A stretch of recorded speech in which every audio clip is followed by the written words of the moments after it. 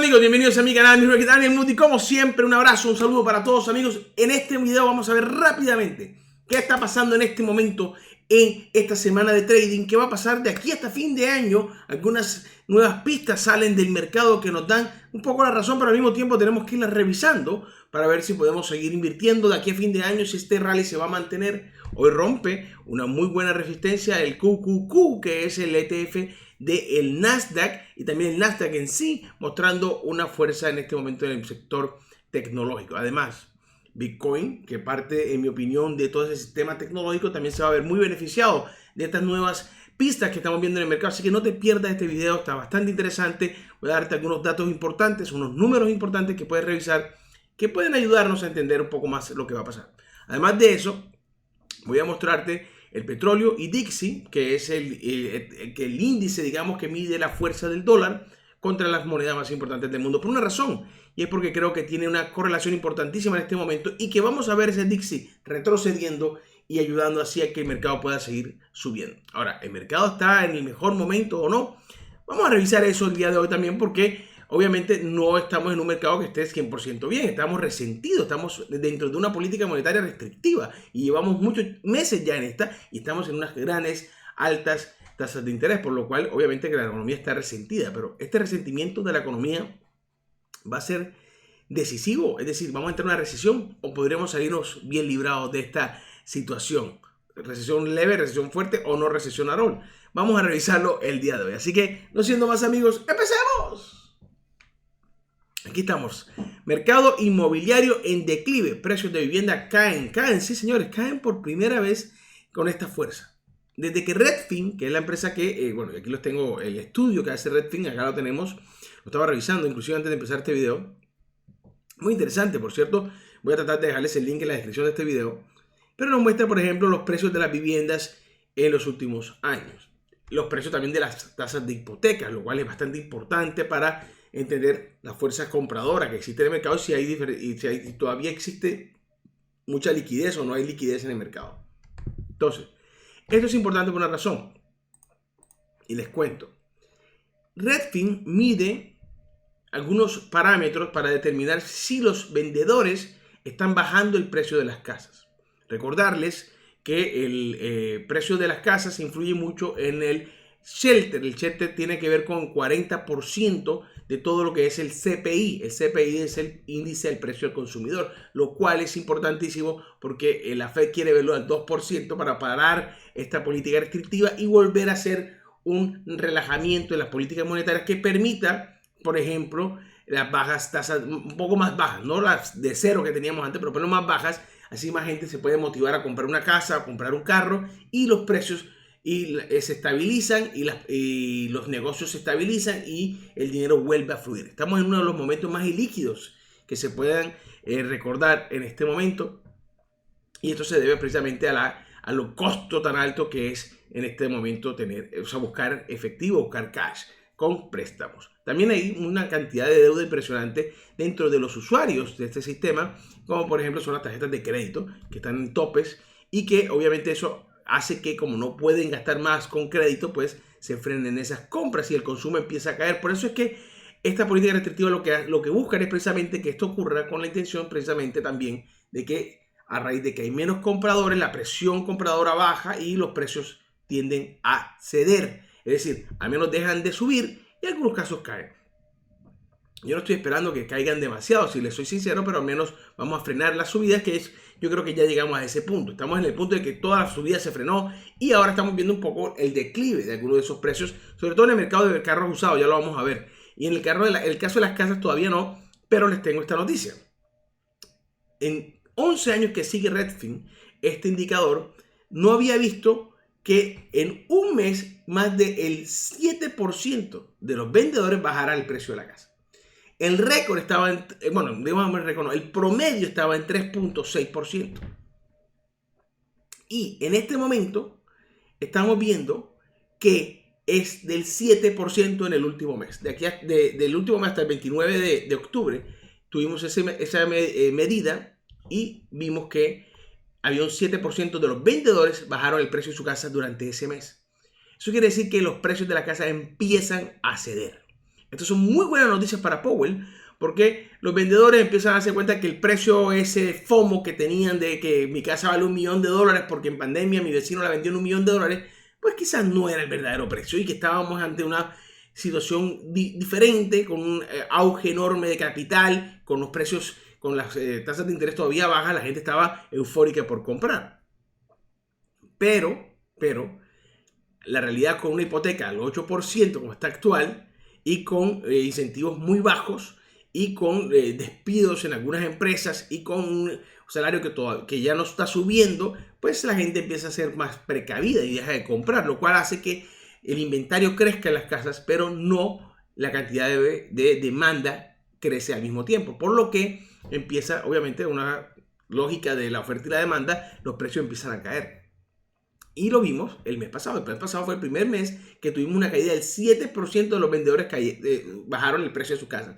Y el promedio está en 3.6, lo cual es una diferencia casi del doble, muchachos. Y esto es bastante importante porque si esta tendencia sigue, que yo espero que continúe hasta principios del 2024, van a ser más y más fuertes las bajadas de los precios de las casas, lo cual incitará a otros a bajar sus precios. Y creo que se puede causar una pequeña bola de nieve en la que no creo que lleguemos hasta el punto de panic sale o ventas en pánico, en las que las personas ponen cualquier precio pero que necesitan venderla porque piensan que va a caer demasiado el precio, entonces van a tratar de salirse lo antes posible del mercado. Y esto ocurre cuando se da un pánico en el mercado inmobiliario. No creo que lleguemos hasta ese extremo, pero es posible que empezamos a ver competencia fuerte y la caída de estos precios va sin duda. Yo lo dije hace varios meses, lo repito nuevamente en este video. El shelter fue el culpable de la inflación como la vimos crecer, hasta el 9.1%. Y es el mismo shelter el que va a darle al mercado la tranquilidad de bajar del 2%. Cuando esto empiece a ocurrir con más fuerza, va a caer debajo del 2% de la inflación y Powell va enseguida a dar un relajamiento en las políticas, bajar las tasas de interés e inclusive empezar a imprimir, como dicen coloquialmente, en los mercados dinero. Esto que les traigo es muy importante, ¿por qué? Porque si bien esto está pasando y pasó, y 7% de los vendedores bajó los precios del mes pasado, todavía las casas están este año, en un 3% de subida este año. Todavía no estamos en declive, es decir, han ganado un 3% las casas no han caído de precio. Y para muestra un botón, en las cantas promedios estaban en 723.000, en esta medida que estaban viendo en Seattle, en 723.000 un promedio en Seattle. En octubre del 2022 estaban en 762 y en octubre del 2023 pues está muy cerca. Del 2022 no ha subido tanto, pero tiene una pequeña subida. Eso es en Seattle nada más. Esto es simplemente como una muestra que nos hacen en el estudio. Obviamente que si tú lo ves acá, el precio promedio de venta en este momento en los Estados Unidos general está en 369.613 y ha subido un 3.4%, les decía 3.4% el porcentaje real de la subida de este año, lo cual hace entender que todavía está inflacionario el mercado, es decir, las casas no han caído de precio como deberían, pero están en este momento frenando completamente la subida y estamos cerca de que se dé esa ruptura que estamos viendo como la del mes pasado, que el 7% de los vendedores bajó el precio. Yo creo que vamos a tener una medida similar o mayor en el noviembre, diciembre y enero. Son meses que generalmente son malos para vender casas porque hace mucho frío y la mayoría de los estadounidenses no se quiere mudar en esas condiciones, lo cual hace que inclusive vamos a tener un declive mayor de ventas en los próximos 3-4 meses, en mi opinión. Y esas ventas van a causar, bajas ventas obviamente, van a causar que más personas traten de bajar los precios y creo que vamos a ver un efecto un poco más fuerte. La cantidad de casas promedio en venta está en menos 8.8% este año y los nuevos listings están simplemente un poquito más altos que el año pasado. Los inventarios todavía estamos en menos 10% comparado en otros momentos del año pasado y vemos como el inventario mensual se mantuvo simplemente con una subida de 0,3 puntos. Estos son datos muy interesantes. Estos que estamos viendo aquí son los generales de Estados Unidos y después vamos a ver algunos otros de los metros, de las áreas. Por ejemplo, Austin es uno de los lugares donde está perdiendo, mientras que ha ganado mucho, por ejemplo, en New Jersey, Newark. datos curiosos dentro de los Estados Unidos. Pero esta investigación que estoy haciendo yo me muestra que estamos viendo una ruptura en este momento en el mercado inmobiliario y esto va a ser fundamental para llegar al 2%. Es por esto que les digo que estamos muy cerca, en mi opinión. Yo creo que el primer cuarto del 2024 podríamos empezar a ver a un Powell con la intención de bajar tasas de interés. Europa también ha tenido unas medidas muy buenas.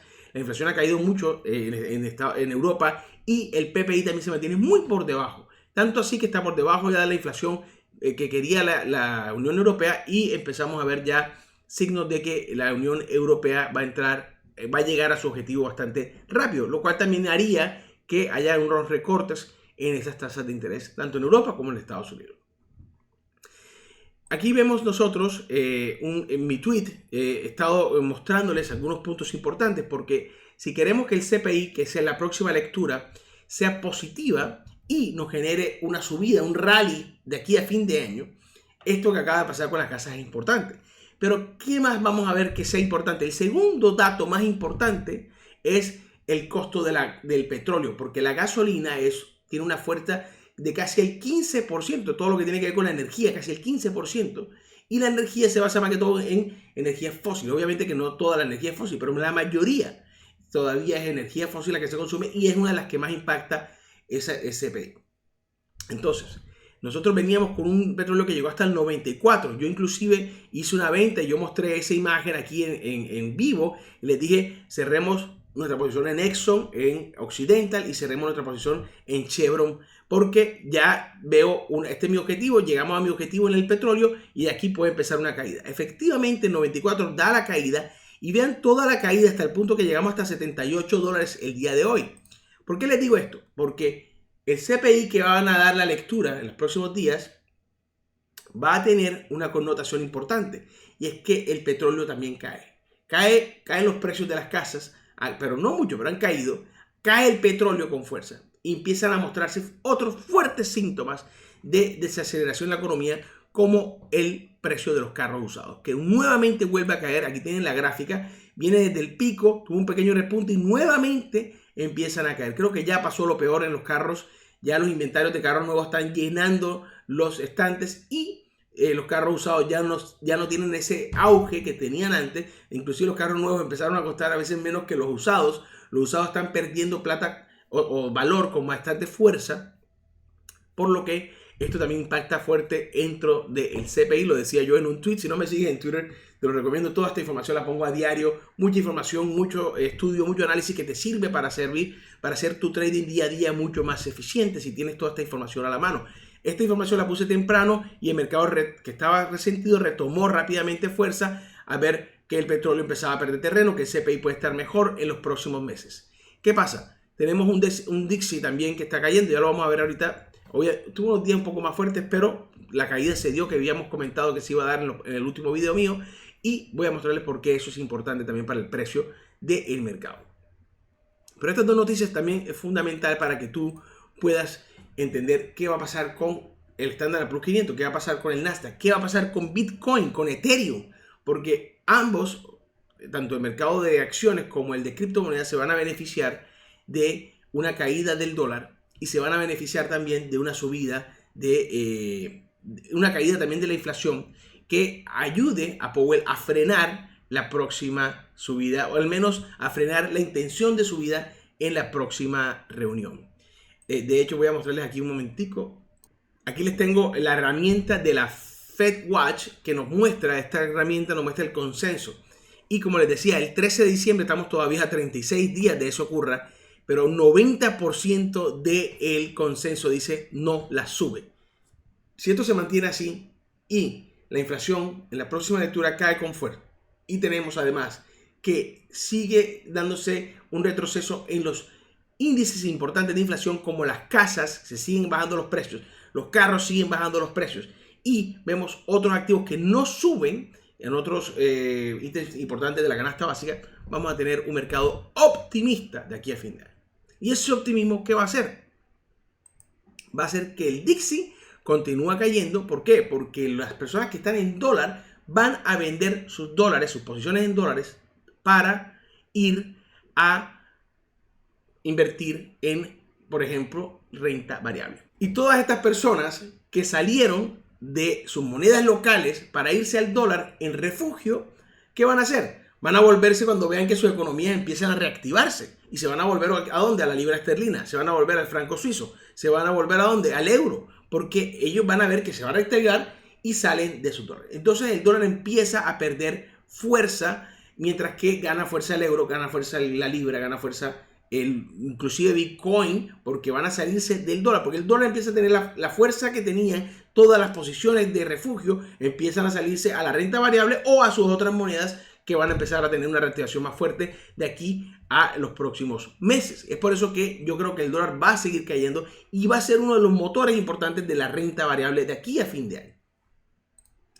El QQQ el día de hoy, que es el ETF del Nasdaq, es decir, el Nasdaq, rompe una resistencia importantísima y en este momento se posiciona como una ruptura. Esta ruptura podría ser que dé un movimiento, porque podríamos proyectarlo, hasta los 398 dólares, por encima del precio de máximo anterior. Es decir, que si podríamos llegar a los 398 estaríamos muy cerca del all-time high. Muy cerca, pero muy cerca del all-time high. Y esto, bueno, si vemos esta bandera, la proyección sería enorme para los próximos años. Pero en este momento, esta ruptura nos pone en situación que podríamos llegar hasta los 388 aproximadamente, esta resistencia anterior, y podríamos inclusive ir a buscar el all-time high en este momento, a raíz de la caída de la inflación, de un Dixie que empieza a ceder, de un petróleo, atención, que como decíamos en 394 empezaba a caer y que esto es una fuerte señal de que la inflación va a ceder porque la energía más barata hace que la inflación ceda. Y esto se debe a muchos factores, entre ellos la falta de necesidad de petróleo en este momento, porque como no hay demanda para las industrias están frenándose, está cayendo la producción industrial. Yo vengo diciendo esto, el PMI manufacturero nos viene avisando que hay una desaceleración fuerte a nivel industrial y esto lo que está creando es que la falta de demanda, pues combinada con otros factores, el petróleo caiga y la energía caiga y eso hace que la inflación ceda. Cuando la inflación cede vamos a pasar enseguida a reactivar la economía y esto puede volver a subir. Pero de momento el petróleo puede seguir cayendo hasta que esa reactivación quede o al menos se estabilice en una zona un poco más baja, por ejemplo, entre los 70 y 60 dólares. Así que el Standard & Poor's 500 y el Nasdaq nos muestran unas señales ambas alcistas. Creo que estas mismas señales las estamos viendo en Bitcoin, porque si tú ves aquí en SPY también viene con una subida. El SPY es el ETF del Standard & Poor's 500, para los que están nuevos acá, más de 7% desde este mínimo y a la ruptura la media móvil de 50. Una vez rompa esta resistencia, tiene vía libre hasta los 450 y 480 respectivamente, donde estaríamos en all time high después de eso. Bitcoin también está en este momento peleando con esos 35 mil dólares, pero si rompe el Nasdaq como rompió hoy y la inflación cede, vamos a tener un Bitcoin que va a continuar, en mi opinión, hasta los 39.600, tengo yo más o menos, y los 41.000 en esa zona puse yo mi resistencia de la siguiente objetivo para Bitcoin, que creo que podemos alcanzar de aquí a fin de año una vez estos dos consigan sus objetivos también. Y ya veo en el Nasdaq una clara señal hacia ese objetivo. También vimos una buena e importante salida de los 50 puntos del RSI. Todavía no está en sobrecompra. Es bastante buena la señal que está dando en este momento de la ruptura de la media móvil de 50 y la ruptura de este canal descendente en el Nasdaq en este momento. También tenemos, obviamente, algunas otras noticias importantes. Y una de esas que quiero mostrarles el día de hoy es la del calendario económico, por una razón. Y es que aquí en el calendario económico también vamos a encontrar el próximo CPI. ¿Cuándo se da el próximo CPI? Y también vamos a encontrar otra cosa importante. ¿Cuál es la proyección? Ahora, la proyección todavía no la tienen, pero el martes 14 de noviembre, este CPI puede dar una buena señal. Nosotros vamos a quitar un porcentaje importante del mes anterior, que es casi 0,5%. Si el CPI se mantiene por debajo de 0,2 o 0,1%, vamos a ponernos en 3.3, 3.4% en el CPI anual. Así que vamos a esperar a ver cuál es el forecast o digamos la proyección para el mensual del IPC. Todavía no está claro, pero yo creo que va a estar cerca del 0,2%. la mitad de lo que fue el mes pasado. Y si esa es si tengo la razón, o 0,1, o inclusive puede ser más bajo, pero digo, eso es lo que estoy revisando yo, enseguida vamos a ver una caída acá de aproximadamente 3 o 4 por 0.3 o 0.4, dejándolo en 3.4 3.3% en la anual. Pero lo más importante de esto es que cuando Powell ve esto, automáticamente se cancela la posibilidad de que suba nuevamente las tasas de interés en diciembre. Y esto va a generar un rally de fin de año, en mi opinión, que va a ser bueno, que va a ser positivo. Inclusive se puede acercar el Standard & Poor's 500 y el Nasdaq a máximos históricos. Y creo yo que Bitcoin podría seguir esos dos movimientos y posicionarse cerca de los 41.000, entre 40 y 42.000 dólares de aquí a fin de año. Esto va a depender obviamente que se dé un CPI mejor, que yo creo que ya estamos claros que se puede dar, y que Powell no suba las tasas de interés en la próxima reunión, que un 90% creo que ya está claro que no las va a subir. Entonces tenemos bastante optimismo, en mi opinión, a pesar del pesimismo que yo veo en el mercado. Yo soy muy contrario a lo que el mercado trata de avisar. Así cuando tú ves que los bancos, que todo el mundo dice que todo va a caer, es cuando menos les creo, y los números me están diciendo que hay una posibilidad alta de que se dé optimismo de aquí a fin de año ya hay un rally importante. Estoy de acuerdo con muchos de los analistas que puedan estar viéndolo de esta manera, porque creo yo este es uno de los mejores formas en este momento para revisar lo que está pasando en el mercado.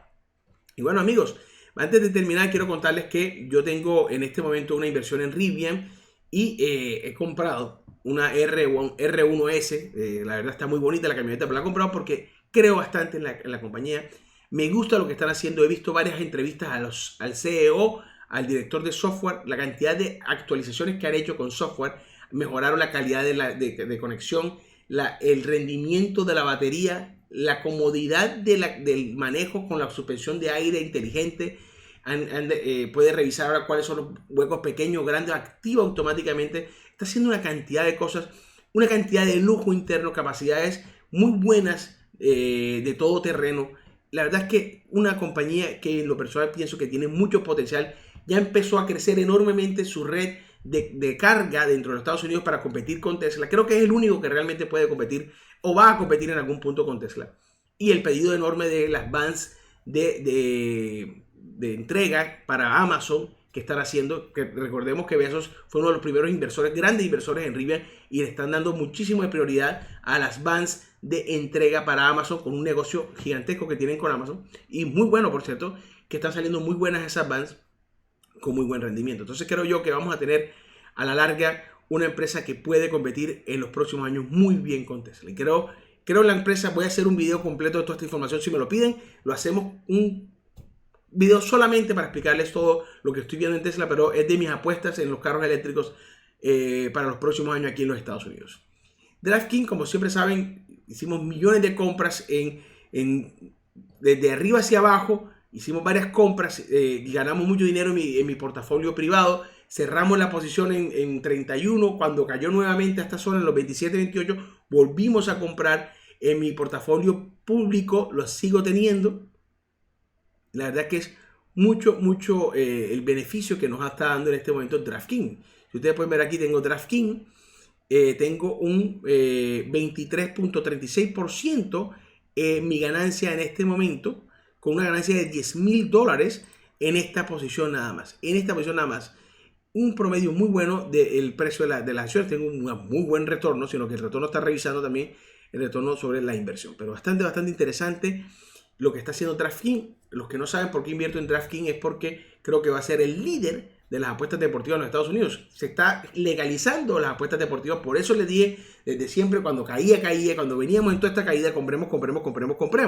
Porque esta empresa tiene el potencial de volverse el líder de las apuestas deportivas en los Estados Unidos, que eran prohibidas hasta hace poco y que están legalizando algunos estados y que está legalizando el gobierno. Cuando terminen de legalizar todos los estados y el gobierno, DraftKings va a ser el líder de todo Estados Unidos apostando en partidos de básquetbol, béisbol, fútbol americano, soccer, etcétera, etcétera. Para ellos soccer, pero nosotros somos fútbol. Pero bueno, lo que quiero decir es que en Estados Unidos se ve así y va a ser gigantesco. Entonces yo no tuve ninguna, digamos, miedo absoluto, ningún tipo de temor o inversión negativa cuando caía DraftKings. Sigue comprando. Muchos se quejaban de esta inversión, pero ahora están viendo los frutos de hacer un DCA inteligente, haciendo la tarea, entendiendo cuál es la razón por la que estamos invirtiendo tanto en Rivian, por ejemplo, ahora como en DraftKings. Otra que estoy haciendo la tarea desde hace mucho tiempo, que creo que puede competir con Progressive y que no compramos muy cara, viene desde, miren cuando viene esto, llegó a estar hasta en $180. Vale menos del 90% actualmente. Y nosotros empezamos a comprarla cuando veníamos por esta zona más o menos. Y en este punto ya estamos en buena ganancia porque hemos hecho una buena cantidad de recompras. Y creo que tiene el potencial también, otra empresa que en mi opinión tiene el potencial para ir a competir con Progressive en algún punto. Obviamente Progressive es gigantesco, pero lo que están haciendo estos muchachos con ideas inteligentes, con ideas nuevas de cómo hacer una empresa de seguros que pueda generar dinero. Y han conseguido bastante cambio. Por ejemplo, esperaban 104 millones y vendieron 114 millones, lo cual es positivo. Obviamente que todavía no hacen dinero porque reinvierten todos en deuda, inclusive tratan de hacer más publicidad para traer y traer más y crecer más su negocio. Y recordemos que les ha tocado unos años difíciles, inclusive en este momento inicial. Creo que tiene mucho potencial. A mí me gusta conseguir compañías que tienen potencial, que sirven, que saben lo que están haciendo, pero que todavía o no están haciendo dinero o apenas hacen muy poco dinero, con la intención de que van a conseguir mucho dinero. El caso de DraftKings está en este momento perdiendo dinero, y en el caso de Rivian también, pero son compañías que tienen, y por eso que están creciendo con fuerza, el potencial de convertirse en grandes compañías. Entonces, va a depender si quieres coger algo más de riesgo o menos riesgo. Estas son de más riesgo, pero con un potencial de ganancia mucho más alto. Si tú inviertes en Intel, en AMD, en Coca-Cola, es menos riesgo, pero con una mucho menor ganancia. Entonces, va a depender de tener un portafolio que pueda ser balanceado y que no pongas tanto de tu inversión en un solo lugar. Ese es siempre ha sido mi consejo para todos los nuevos. Invierte a largo plazo. La plata pasa del impaciente al paciente. Si eres paciente siempre ganas. Lo demostramos con DraftKings, lo demostramos con Lemonade, lo demostramos con mucho. Con Bitcoin, por ejemplo, que nuestra última compra fue en 17,000 cuando veníamos comprando desde casi 50,000. Y me decían, no, pero es que viene cayendo y compraste allá. Sí, vengo haciendo DCA, yo voy poniendo poco a poco. Cuando llegamos a 17,000 hicimos una de las últimas compras y miren cómo estamos ahora ganando con la misma posición que abrimos desde hace tiempo. Ahí está Bitcoin. Para los que no saben qué broker estoy usando, es el mejor broker que puedes utilizar en este momento, es OneFury. En la descripción de este video hay un link que te lleva, si usas Daniel, que es mi código, te dan hasta $250 de ganancia, de recompensa en cripto o en acciones cuando depositas. Pero aquí está Bitcoin. Y en Bitcoin tenemos casi un 24%, comprando desde 50 por ahí arriba. Y haciendo DCA, y llegamos a ¿qué? A promediar $24,000 en el precio. En este momento estamos ganando los 24% con $5,000 de ganancia. Entonces, esta es la clave para invertir en el mediano largo plazo y diversificando con bastantes acciones. Por eso es que les digo, siempre diversifica, sé paciente y haz la tarea. Así que ya lo saben, amigos, los espero en un nuevo video. Como siempre, un abrazo grande, nos vemos el viernes, hasta la próxima. Ah, y por cierto, mañana también tengo programa en vivo en cuanto nos queda en el canal de OneFury, no se lo pierda, está buenísimo. Un abrazo, hasta la próxima. Chao, chao.